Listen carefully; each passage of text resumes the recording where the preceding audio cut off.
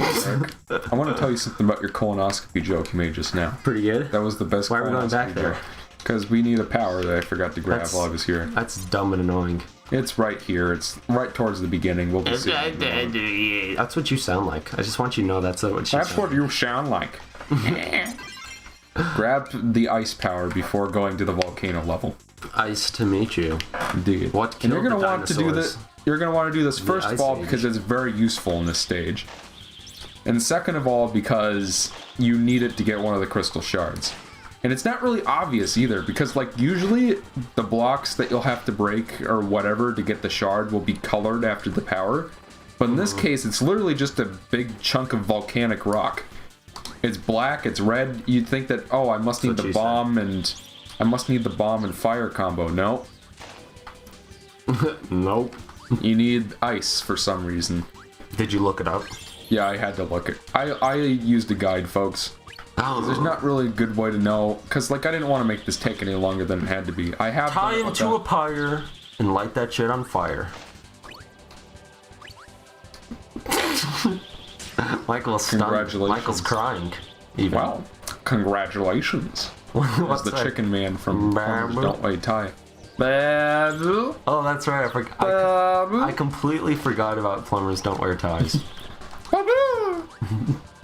What is the context for that? Well, Bon just makes that noise for some reason. What? I don't... It's never explained why. Like, spoilers for Legends 2, all the humans are synthetic. Legend of Mega Man? Yeah, Legends of Mega Man. For the Atari Genesis? Like, you find out that... That Atari Commodore 60... You find out eventually that the... Frederick is humans aren't real. Villain. Sure, we'll go with that. You find out in the end that Frederick the Ganger's house elf is indeed the real villain. I remember in the book for Harry Potter 4. What the? Oh, house elves. I was trying to think of the connecting thread there. Because you can imagine how without a connecting thread that sounded absolutely ridiculous. Oh, it's better than the 3 Fred movies, which have a connecting thread. There were 3 of them? I thought there were 3 of them. There was Fred the movie, then there was Fred 2 Night of the Living Fred, and then there was Fred 3 joke. Camp Fred. Camp Fred? Yep, they made Is there a pun out of that, or is that just a... I don't know. I haven't seen enough terrible camping movies like Spaghetti Balls or whatever it's Fred, called. that was a person. Meatballs. It was called Meatballs. It's weird how once... It's one of those movies that... Meatballs? Yeah, Meatballs. What is that? It's this really shitty camping movie that I saw like when I was at the gym once. It was on the TV, and it was just like... You sat and watched I didn't watch the whole thing. It reminded... Did it have subtitles? No, but... So actually, I think it didn't even know what was going on? It did have subtitles, that's right. Okay.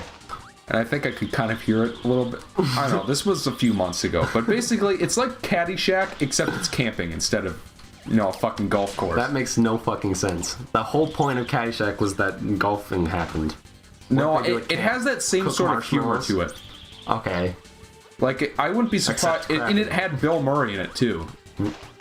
Listen, why the fuck are we talking about Meatballs? We're talking about Fred. Because that movie is shit. There's the connecting thread there. That they're both. Well, I can't say that. And it's also a camping movie. The Fred movie. Yeah, camping movies are usually inherently stupid. Yeah, it's just like, oh, here's the guy who's really nerdy, but is apparently really good with the ladies, surprisingly, but you never hear him talk. It's just like a bunch of stupid character stereotypes like that. Yeah, but and then like here's Bill Murray, who's the quirky camp counselor. That's most crappy movies, not necessarily just camping. I don't like Bill Murray. I'm sorry, people. Oh damn. I am not a fan. You know what? I will. That is weird. That's what you spoke, because there's no hint. Yeah, there's a hint. I don't see it. Bill Murray's always been a weird actor to me. Like in Ghostbusters, he looks like he's high all the time. Like all the time. Do you know what I mean, though? I don't think he's that funny. And like, have you seen him in Osmosis Jones? He's like fucking gross in that movie. I think that's the point, though, because he's sick, right? Well, even without it, he like eats. There's this part where he like has a big zit and it pops on this one girl. All right, I'm done. All right. What the fuck are we talking about? It's Harry Potter. It got us all wound up. I'm realizing just now how much I really don't like Bill Murray. I feel like he's contributed a lot to the industry in general, and he's a lot better than some people, some actors. Right.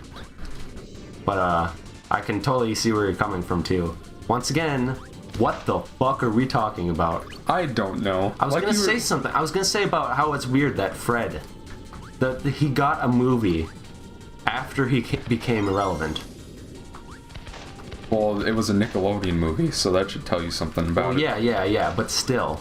It's just funny how it took so long for them to make a movie after everybody was already like, Fred? Oh, yeah! You know what I mean? Whereas before he was like, wasn't he at one point the top, had the most subscribers? Yeah, I think he was the first YouTuber to hit a million. Yeah. And that's something neither of us will ever do in our lives. I'm already over halfway there, my friend. I hit 6 a few days ago. AKA the people. You're at 6 subscribers now? Yep, 6 people have tuned in to hear all the lies you've been spewing as I expose you to the world. So this is Megman. Magman! Oh my god, I love him. I want like a little Magman to put in my room. You know how he's sort of like just a blob? Yeah. You could just put him on a shelf and he looks like he's coming out of the shelf. Oh man, I want a Magman now. Look at him, he's adorable. He's just like a little blob with a face. This boss this is about where I'd say the game starts to get a little trickier. I mean, like, Kirby 64 is not like a super hard game, unlike a certain game we may be playing soon, later.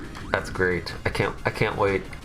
But not to be confused with Star Fox Adventure, which we'll also be playing later.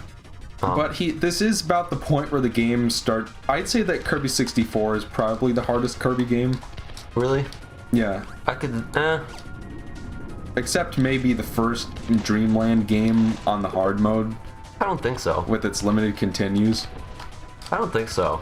I mean, if you know what you're doing, you will probably not even die at all in Corbin, in the most of the 2D Corbins. Although I suppose that's true with anything. If you know what you're doing, and it's not like out of all the Kirby games I've played, this is the one that gave me the most trouble playing it for the first time. Not that means much by Kirby standards, but you know. Kirby's not like super easy though. I mean, you do have to try, but it's definitely a game that's they're definitely calmer easier in the difficulty games. Department. The series, I guess. I don't know. You still die pretty frequently. I mean, well, have you played this game that we're going to be playing later? Oh, that's true. But that's have you played Battletoads? Those are notoriously hard games. I'm talking in terms of average difficulty. This game is, I'd say, about there. It's about average. You will die. You will take hits. It's not like you're walking through it. I'm trying to think of what's like a really absurdly easy game.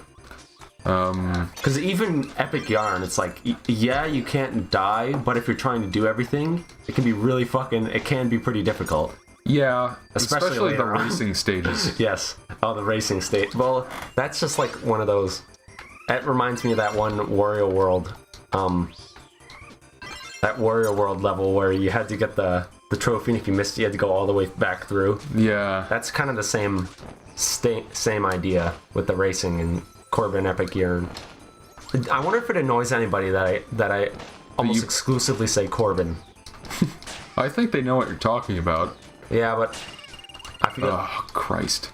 I might as well just kill myself. If I don't beat this boss in my first try, I'm gonna kill myself. You will need the fire ability to get all the... Christ's sake. To get all of the crystal shards in this level, so... And I don't think I didn't even know you could collect Christ's sakes in this game. What? That was a wry quip referring to the way you were saying something and then quickly interrupted it with a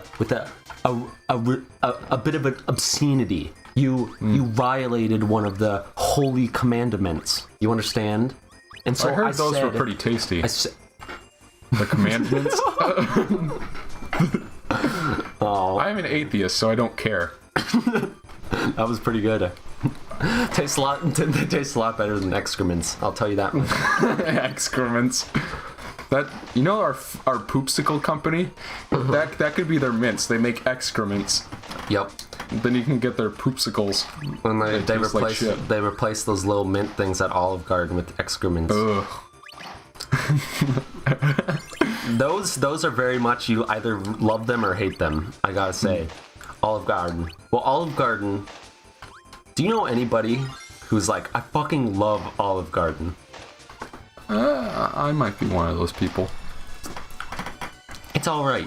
It's either all right or pretty good. I mean, like, the only thing I don't like about them is how long you have to wait to get in. That's about it. It does seem, yeah, but it's based off of Italy, so that's pretty accurate. Yeah. And Eric and I, you know, we went to Rome once, and the service was as slow as you could possibly imagine. It was awful. Well, it's fun. It's clearly just a different attitude. They're way more laid back. So even though there was only like 3 groups at there, they threw us in the dungeon and it took 3 hours to eat because... Yeah, and I think that's ridiculous by any standard. I mean, it still depends on where you go to eat. If you go to like a restaurant, like if you're in the city. What was the deal with those people at the table in the middle of the room? That seemed like they were Italian, but they were like British? I don't fuck. Well, most people in Europe if they learn English, they learn like British English. I suppose. On that side of the world. Whereas like if you learned English in Brazil, you're probably gonna learn American English. But who knows? The crystal's over here. Nah. It's in this. It's in here somewhere. Trust me, take my word for it. If this crystal shard's not in here, I'm gonna kill myself. I always thought it was weird how when you use cutter in this game, like, and honestly, like weird, not Kirby. That's something that makes it a hell of a lot less useful. You know what I mean? Because like you can barely move around while it's out. You know? Yeah. I will say, the powers. The basic powers are pretty. Like, I seriously don't understand why after Superstar they went backwards so much. In terms of just powers? Yeah. Well, I mean... I could appreciate that they were trying to experiment with, like, the little animal buddies and mixing them up. That's... it's just, like, none of them were anywhere near as useful as the powers in Superstar, you know? What do you think of 3D Kirby? 3D Kirby? Yeah. Like, should it be more 3D-ish? Should it? Do you like the way it's basically still like it's almost like a 2.5D thing? I think if I can give Kirby 64 super credit for anything, I do like that, you know, like with Return to Dreamland, it is basically a 2.5D game. All the backgrounds are 3D and everything, but you know, like with Kirby 64, they use more dynamic camera angles. Yeah. And like you can see, you're like actually standing on real hills and stuff. But you're still instead locked. of. So you get the visual effect, but it's still. Yeah, that is something that they did that I liked in this game. I wish that Triple Deluxe is a little better about it. Yeah, I've seen. Well, Triple Deluxe reminds me a lot of from what I've seen at least. I haven't actually played it, but I've watched our little sister play it a little bit just to see what it was like. But it kind of reminded me more of like Donkey Kong Country Returns type stuff, where you sort of go background and foreground a little bit, and it's mostly a 2.5D platformer. But then again, well, you've told me that you don't much care for 2.5D games. Like they confuse you. Well, Donkey Kong Country Returns, and I think it's just a personal problem because nobody else seems to have this problem. It's a lot of muted colors, and it's easy for me to not quite see where I am at all the times. But once again, I think that's just me that apparently has had this problem. So we are back here again because we need another combo before we can go to the level. A comboni and the pepperoni. Yeah. The comboni is the thing in hockey that cleans the ice. That's a Lamborghini. That is true. Yeah, that's also a fact. What is it actually? Zamboni. Zamboni. That's right. Sounds very Italiano, no?